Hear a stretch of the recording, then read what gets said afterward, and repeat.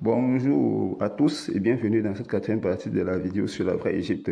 Dans cette quatrième partie, nous allons continuer de prouver que le kamitisme est un programme initié par la franc-maçonnerie dont le but est d'empêcher à ce que les Africains puissent découvrir et connaître qui sont les véritables Hébreux.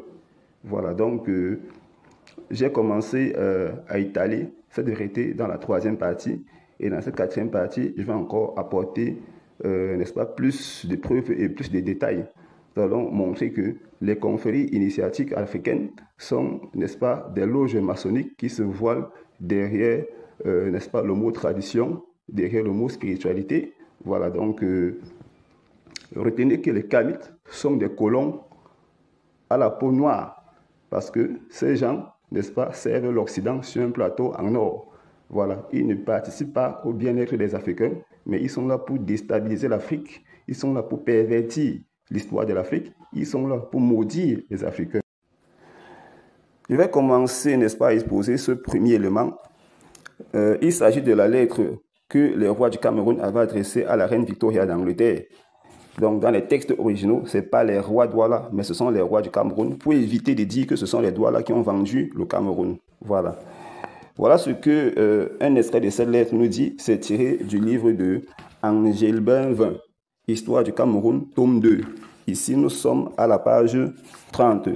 Il est écrit « Fleuve du Cameroun, Aquatown, 7 août 1879. Honorée Madame, nous, vos serviteurs, nous sommes réunis et avons jugé bon de vous écrire une lettre bien affectueuse qui vous exposera tous nos vœux. Nous souhaitons avoir vos lois dans nos villes.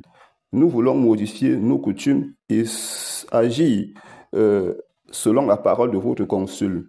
Il y a beaucoup de guerres dans notre pays, beaucoup de crimes et beaucoup d'adorateurs d'idoles. Peut-être ces lignes de notre écrit vous sembleront être une histoire oiseuse. Nous avons souvent parlé au consul anglais en vue d'avoir ici une administration anglaise. Nous n'avons jamais eu de réponse de votre part. Aussi voulons-nous vous écrire nous-mêmes. Quand nous entendons comment au fleuve Calabar, ils ont toutes les lois anglaises dans leur ville et comment ils ont aboli toutes leurs superstitions. Oh, nous serions vraiment heureux d'être comme Calabar maintenant. Point final. Donc voilà le texte. Et maintenant, nous allons analyser ce texte pour, n'est-ce pas, exposer la vérité selon laquelle ce sont ces autorités traditionnelles qui ont vendu le Cameroun, qui ont vendu l'Afrique. Voilà, donc, il ressort donc selon cette lettre que la colonisation de l'Afrique et notamment du Cameroun émane de la volonté des Camerounais eux-mêmes et de manière générale des Africains eux-mêmes. Donc, c'est nos chefs, les leaders de nos spiritualités qui invitent ces Européens ici. Vous voyez que selon cette lettre, la reine Victoria n'a pas répondu parce qu'elle n'était pas intéressée. Mais c'est eux qui ont forcé. Ils ont forcé à maintes reprises. Et qu'est-ce qu'ils disent dans cette lettre? Ils disent qu'ils veulent une administration anglaise. Ils veulent les lois anglaises dans nos villes. Ils veulent modifier les coutumes et agir selon la parole du consul. Voilà. Et il se réfère ici à Calabar au Nigeria. C'est-à-dire qu'ils ont observé Calabar, comment Calabar avait toutes les lois anglaises et comment est-ce qu'ils ont aboli toutes leurs superstitions, c'est-à-dire les fétiches. Vous voyez donc que, selon cette lettre, le moteur de la colonisation de l'Afrique, c'est ici en Afrique. Ce n'est pas l'Occident. Ils ont juste utilisé la porte ouverte. Par qui? Par nos leaders. Je pense que tout est clair. Et vu que ça n'a pas marché avec l'Angleterre, parce que l'Angleterre a tourné le dos au Cameroun, voilà, les Allemands ont profité donc de la porte ouverte, vu que ces Allemands avaient déjà, n'est-ce pas, constaté que nos leaders étaient ouverts. Ils étaient, n'est-ce pas, prêts à accepter les lois étrangères chez nous. Et donc, ils ont accueilli favorablement les Allemands qui ont, n'est-ce pas, réussi à mater le Cameroun et imposer leur domination.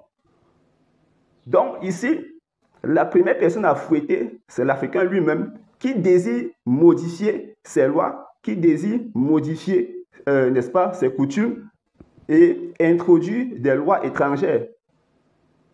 Donc voilà ce qu'il faut comprendre. Et donc vous pouvez comprendre que, pour ne pas me répéter, que le kamitisme va dans la même tendance. Voilà pourquoi je vous ai dit que ces gars ne servent pas l'Afrique, mais ils sont là pour détruire l'Afrique, comme c'est écrit dans cette lettre. Le kamitisme ne participe pas au bien-être de l'Africain, mais c'est en train de détruire l'Afrique systématiquement, dans tous les aspects de la société, dans tous les aspects de la vie africaine. La Bible dit, le malheur d'un homme viendra de sa propre maison. Et donc le malheur de l'Afrique vient de l'Afrique. C'est l'Africain lui-même qui est à la base du mal qui le touche.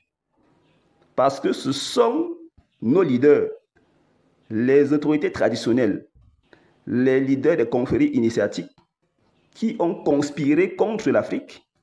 C'est eux qui ont demandé aux Occidentaux de venir imposer leurs lois. La lettre que j'ai lue est claire. Tout le monde connaît cela au Cameroun. Vous qui ne connaissez pas ça, vous découvrez ça au travers de cette vidéo. Sinon, dites-moi, qu'est-ce qui peut motiver quelqu'un qui est chez lui et demande à l'autre de venir modifier ses lois? Il y avait quel rapport entre le Cameroun et l'Angleterre, entre le Cameroun et l'Occident, entre le Cameroun et les autres nations occidentales, bref, entre l'Afrique et l'Occident à cette époque? Voilà. Donc, vous voyez ici que c'est une conspiration, c'est-à-dire que c'est un complot qui a été établi depuis longtemps et qui devait, n'est-ce pas, être accompli à cette époque. Et c'est pas si on se comprend, parce qu'il n'y a pas de raison qui peut justifier que quelqu'un chez lui, il demande à l'autre de venir le dominer et de changer ses coutumes. C'est bizarre. Donc, c'est l'Africain qui tue l'Africain. Et c'est ça le kamitisme. C'est-à-dire que c'est un programme satanique, diabolique, visant à tuer l'Africain. C'est-à-dire que l'Occident utilise l'Africain contre l'Africain. Je pense que c'est clair. Maintenant, je vais apporter ce deuxième élément pour approfondir ce que je veux démontrer. Je vais vous présenter Edward Smith. Qui était Edward Smith? Edward Smith, n'est-ce pas, était un commerçant allemand. Il était, n'est-ce pas, le représentant de la firme Weyermann à Douala, au Cameroun.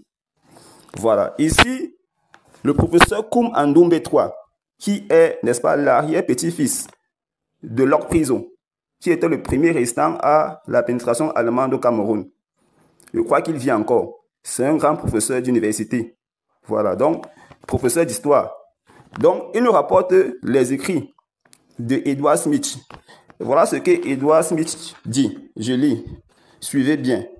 Je suis resté jusqu'à 3 heures du matin chez King Bell. Je regrette ne pas avoir atteint mon but, car King Bell avait une telle peur du refus et des menaces des siens qu'il déclare ne rien pouvoir faire sans le consentement de ses sujets. Après notre entretien avec King Aqua, King Bell et Greg Joss sur le traité, ici c'est le traité germano-douala, ou de manière plus authentique, le traité germano-camerounais. Les nègres d'Aqua et une foule de jeunes se dirigeaient vers la plage en criant et en vociférant les pires des menaces à l'endroit de King Bell et de King Aqua, les accusant de vendre le territoire aux Allemands. Je peux m'arrêter là. Vous voyez que les autorités traditionnelles de l'époque sont accusées de vouloir vendre le territoire aux Allemands et de faire, n'est-ce pas, en sorte que la population devienne des esclaves. J'espère que vous entendez bien. Vous voyez donc ici que l'Afrique, si elle souffre, c'est à cause de nos leaders traditionnels qui ont ouvert la porte aux démons. Parce qu'eux-mêmes sont des démons. Eux-mêmes sont des sorciers. Je pense que tout est clair. Voilà, ici, vous devez comprendre que le traité germano-douala, ou c'était germano-camerounais, s'est fait sur un bateau. Parce que King Aqua et King Bell avaient peur de la population. Donc, pour éviter les massacres, ils sont allés signer ce traité sur le bateau avec les Allemands. Et pour calmer la population, les Allemands étaient obligés de bombarder. à Douala, parce qu'il y a eu des bombardements, notamment à Bonaberi, il y a eu des bombardements. Le contre-admiral Knorr est venu frapper Douala. Et c'est par rapport à ça que la population a obtempéré. Donc voilà, la colonisation. Donc c'est ça en fait. Donc nos leaders ont conspiré avec les Occidentaux pour nous tuer. Ils ont vendu volontairement l'Afrique parce qu'ils font partie du nouvel ordre mondial. C'est de ça qu'il est question. Ils font partie, n'est-ce pas, de la franc-maçonnerie. Ils ont, n'est-ce pas, je vais dire quoi, pour être précis, ils portent la vision de la franc-maçonnerie. Troisième élément à présenter. Là, nous sommes avec l'expédition allemande qui atteint Yaoundé à la fin des années 1887. Le personnage central ici, c'est le major Hans Dominique. Là, nous sommes avec Angèle Benvin, Histoire du Cameroun, tome 2, page 51. Le major Hans Dominique, arrivé d'Allemagne, s'est fixé à Yaoundé en 1894. Conquis par Yaoundé, au point de s'indigéniser et de se marier avec une fille du village d'Untui. Voilà. Il n'en demeure pas moins le terrible soldat qui envoie sans pitié les sujets rebelles à la potence pour servir d'exemple. Voilà.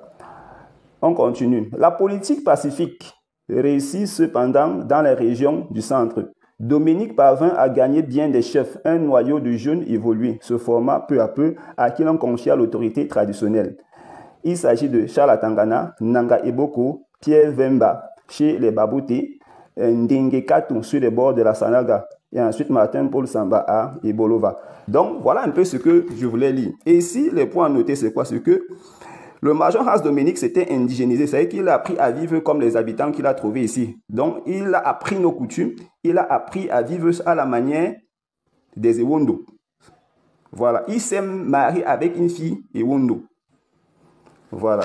Et ici, on dit que il a gagné bien des chefs à qui il a confié l'autorité traditionnelle. C'est-à-dire que quoi? L'autorité traditionnelle était entre les mains des colons. C'est eux qui avaient l'autorité traditionnelle et c'est eux qui ont façonné toutes ces confréries initiatiques que les Kamites passent le temps à vanter. C'est ce que je voulais en fait vous démontrer, que toutes ces confréries initiatiques appartiennent à la franc-maçonnerie, ont été fondées par les colons, puisque c'est eux qui ont donné ce pouvoir aux chefs qu'ils ont façonnés ici. J'ai cité les noms, vous pouvez aller vous-même voir. Donc, c'est de ça qu'il est question. Vous voyez que le kamitisme a pour but donc de perpétrer donc cette abomination, c'est-à-dire que quoi? Ces confréries initiatiques qui ont été formées par les colons et qui ont pour but de nous tuer, qui ont pour but de nous empêcher de voir qui nous sommes. C'est de ça qu'il est question. Voilà, parce que l'autorité traditionnelle était entre les mains des colons allemands. Ceci nous permet de comprendre donc que toutes nos confréries initiatiques sont sous l'emprise de la franc-maçonnerie et que les Kamites sont donc ces fils de colons ou alors ces colons à la peau noire qui, n'est-ce pas, assurent la suivi, n'est-ce pas, de ces confréries. À ce niveau, on comprend donc que ces gars sont en train de travailler pour l'Occident, tout simplement. C'est de ça qu'il est question et c'est derrière ça qu'il faut comprendre. Voilà. Je vais approfondir avec ceci. Je vais approfondir avec cet élément-ci. Nous sommes ici avec Angèle Benvin, Histoire du Cameroun, tome 2, page 32. Ici, Angèle Benvin nous présente Thomas Dayas, qui était un commerçant anglais qui avait épousé Tebedi Mwanjo, une jeune fille du clan de Bonanjo. Et il est donc dit que Thomas Dayas entra ainsi parmi les ancêtres des Douala Mangabel.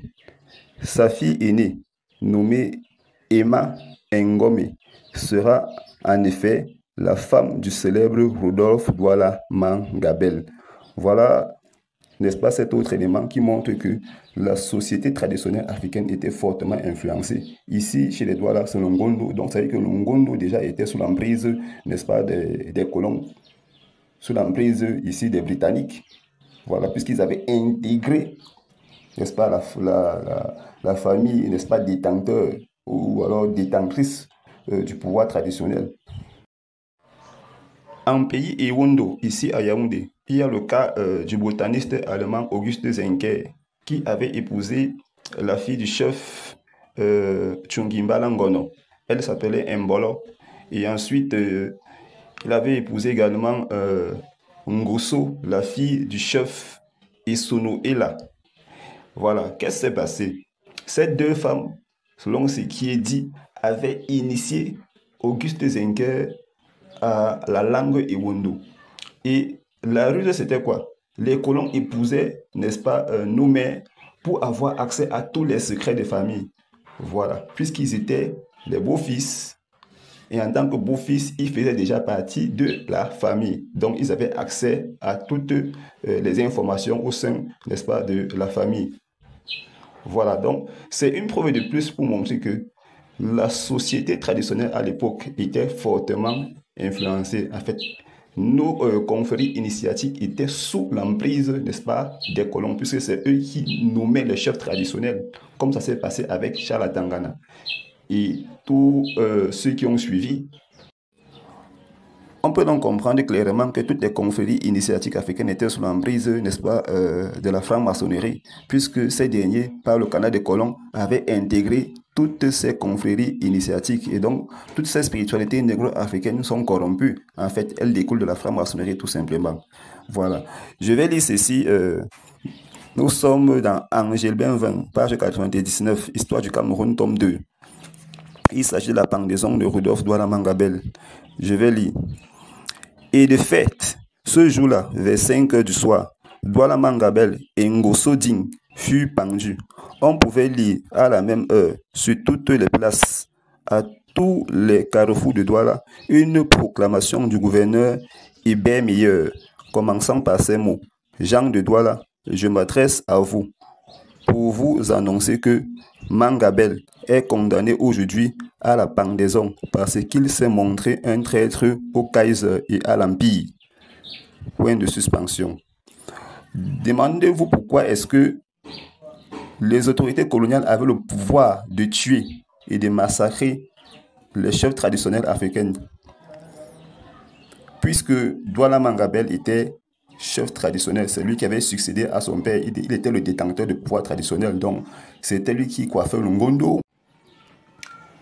Ce texte, n'est-ce pas, qui nous parle de la mort de Douala Mangabel, nous permet de comprendre que nos autorités traditionnelles dépendaient du pouvoir colonial. Ils dépendaient du pouvoir colonial parce que vous voyez ici que Douala Mangabel, selon les dires, n'est-ce pas, du gouverneur Hébert Meilleur, s'est montré traître envers le Kaiser et à l'Empire. Et donc, il fut tué. Voilà comment est-ce qu'on peut comprendre que la société traditionnelle africaine, les confréries initiatiques, étaient sous l'emprise de ces francs-maçons. C'est eux qui étaient les décisionnaires. C'est eux qui décidaient de qui pouvait détenir ce pouvoir traditionnel. Donc, toutes ces confréries initiatiques, une fois de plus, sont toutes des confréries maçonniques. Et tous dépendent, n'est-ce pas, des décisions prises dans les loges maçonniques.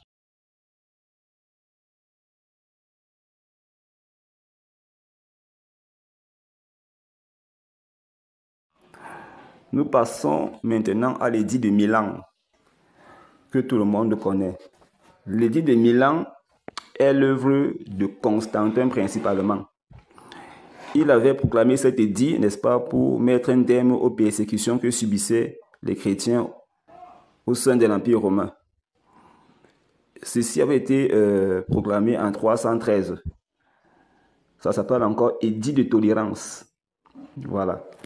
Et ce que je vais dire ici, j'utilise le mot chrétien pour qu'on se comprenne, mais en réalité, les véritables disciples de Jésus s'appelaient Nazaréens. Chrétien, c'est venu après.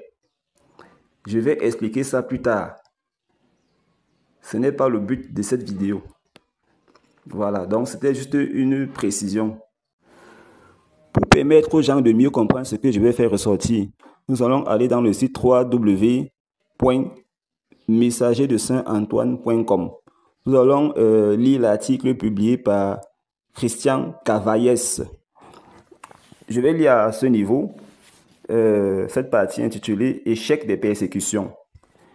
il dit ceci: c'est durant la seconde moitié du IIIe siècle que les persécutions des chrétiens prennent une très grande ampleur. La dernière et la plus grave ayant eu lieu entre l'an 284 et l'an 305 sous le règne de l'empereur Dioclétien. L'édit de Milan est motivé par le constat de l'échec de ces persécutions qui n'ont pas permis d'enrayer la progression du christianisme. Il avait été précédé en avril 311 par un premier édit de tolérance dû à l'empereur Galère. Maintenant, écoutez bien. Dans ce texte, il y a des éléments très importants à noter. Voilà. On a, premièrement, le but des Romains. Les Romains étaient des païens. Ils ne croyaient pas en Jésus-Christ. Ils étaient contre la foi en Jésus-Christ. Et donc, ils ont donc décidé de mettre un terme à la foi, de détruire tout ce qui concerne Jésus, de mettre un terme à ce qu'on appelle aujourd'hui le christianisme. Je ne sais pas si on se comprend. C'est de ça qu'il est question. Voilà le but des Romains. Ils voulaient en finir avec tout ce qui concerne Jésus-Christ, la foi, le salut en Jésus-Christ, finir avec tout ça. Et ils ont donc employé l'arme physique, l'épée physique, pour en finir avec les disciples de Jésus. Les tortures à gauche et à droite, les explosions à gauche et à droite, les bombardements à gauche et à droite. Bref, c'était la persécution à tous les niveaux. Voilà, donc vous soulignez l'arme physique.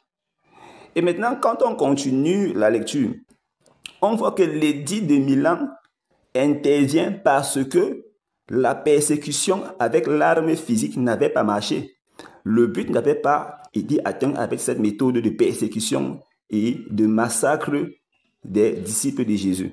Ça n'avait pas marché. Et donc l'édit de Milan intervient de manière à proposer une autre méthode.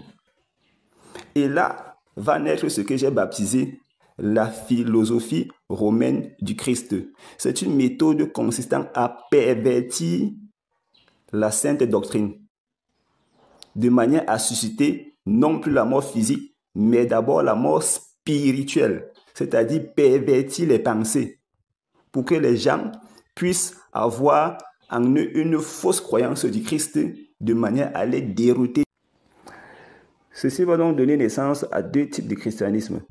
Il y a le christianisme authentique, tel que ça se retrouve dans la Bible, c'est-à-dire que la croyance en Jésus fait de Jésus-Christ son seul et unique sauveur, le reconnaître comme celui-là qui a versé son sang pour nous à la croix afin que nous soyons libérés du péché. Voilà, on ne doit rien lui associer. Ou c'est Jésus ou c'est rien. C'est tout. Maintenant, le christianisme prôné par Constantin stipule que tu peux être disciple de Jésus et continuer de pratiquer le culte païen de tes ancêtres. Tu peux continuer de croire en tes bêtises, en tes abominations. Tu peux continuer, n'est-ce pas, d'exercer la magie avec tout ce que ça comporte. Et dans le christianisme de Constantin, il est permis de modifier la parole de Dieu, c'est-à-dire pervertir l'évangile de Jésus-Christ en y ajoutant ou en retranchant un certain nombre d'éléments. Donc, à ce niveau, vous comprenez que la stratégie a changé. On est passé de l'épée physique à l'épée spirituelle, c'est-à-dire la contamination ou bien l'empoisonnement de la sainte doctrine.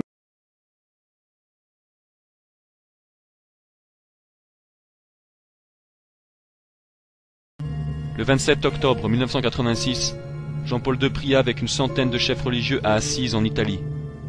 L'événement entier était l'idée de Jean-Paul II. Durant cette rencontre, le Dalai Lama plaça une statue bouddhiste sur le tabernacle de l'église de Saint-François.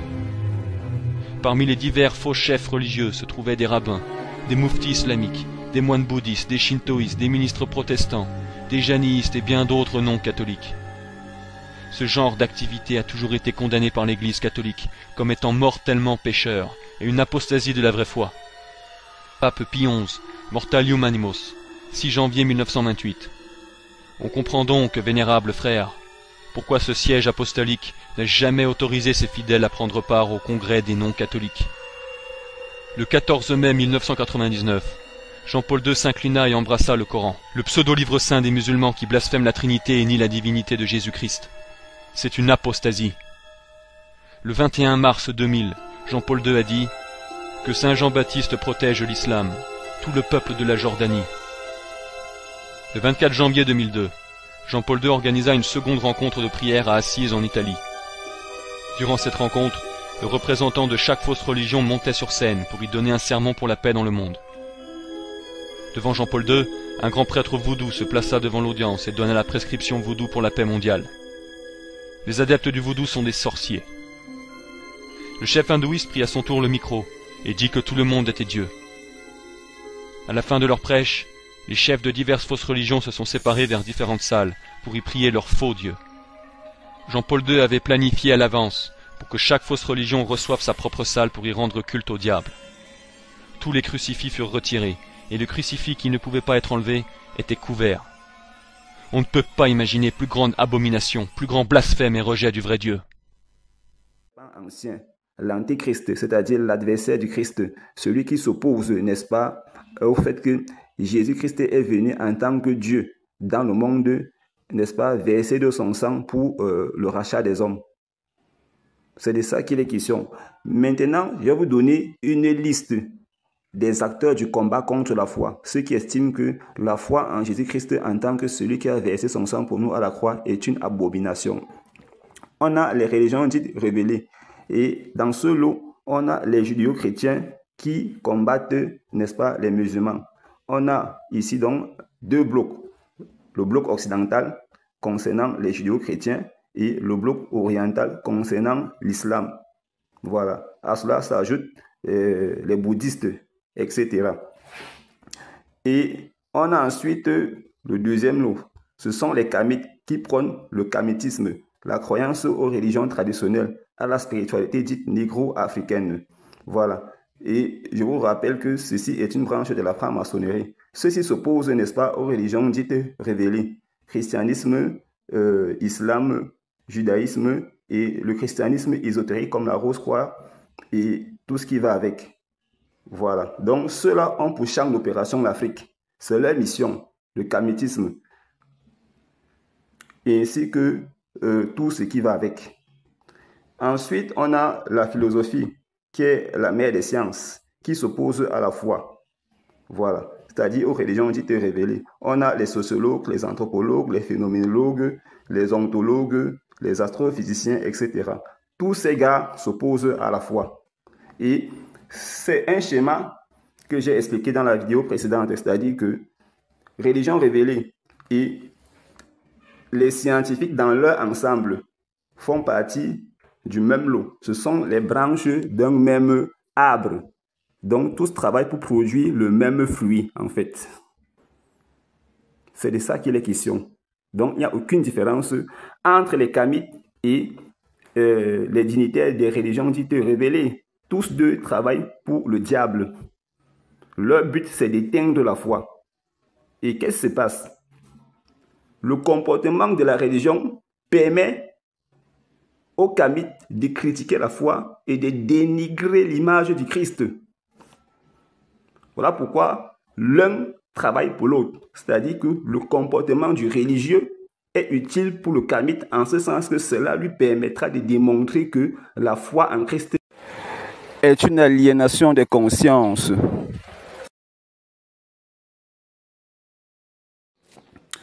Voilà donc la mission de Rome. Voilà la mission, n'est-ce pas, de la puissance romaine. Pervertir la foi, exterminer ceux qui croient en Jésus, faire en sorte que le nom de Jésus soit, n'est-ce pas, ridiculisé, donner une fausse image de la personne du Christ, promouvoir des fausses croyances au nom de Jésus-Christ, bien sûr, ce qui fait en sorte que la foi dans son ensemble sera pervertie. C'est ça donc les religions dites révélées. Qu'en est-il du kamitisme? C'est la même chose. eux aussi ont pour mission de pervertir la foi ou alors de l'éteindre complètement. C'est ce qu'ils font en Afrique, c'est-à-dire qu'ils s'arrangent à faire en sorte que les Africains perdent la foi en Jésus-Christ. Ils s'arrangent à faire en sorte que le nom de Jésus-Christ soit ridiculisé, que les enseignements de Jésus-Christ soient chosifiés. Voilà, faire en sorte que tous les Africains, n'est-ce pas, rejettent Jésus-Christ. Vu de cette manière, donc, les religions dites révélées et le kamétisme sont les branches d'un même arbre. Toutes sont nourries par la même racine.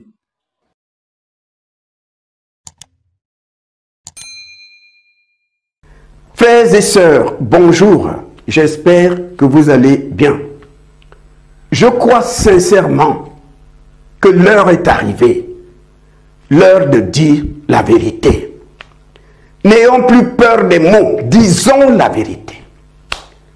On entend aujourd'hui, un peu partout en Afrique, des gens qui nous invitent à retourner au culte des ancêtres. Retournons aux sources, retournons au culte des ancêtres. C'est ce qu'on entend aujourd'hui, au culte des ancêtres. Et vous allez remarquer une chose, ces personnes accusent la Bible de tout. Pour elles, c'est la Bible qui est responsable de tous les problèmes de l'Afrique. S'il y a des guerres entre pays africains, c'est la Bible qui est responsable. Si les familles sont divisées, c'est la Bible qui est responsable. S'il y a la sorcellerie dans nos familles, c'est la Bible qui est responsable. Si la récolte de cette année est mauvaise, c'est la Bible qui est responsable. S'il y a des maladies en Afrique, c'est la Bible qui est responsable. Si l'Ohibou chante la nuit, c'est la Bible qui est responsable. S'il y a des viols, des adultères en Afrique, c'est la Bible qui est responsable. Elle est responsable des problèmes de l'Afrique.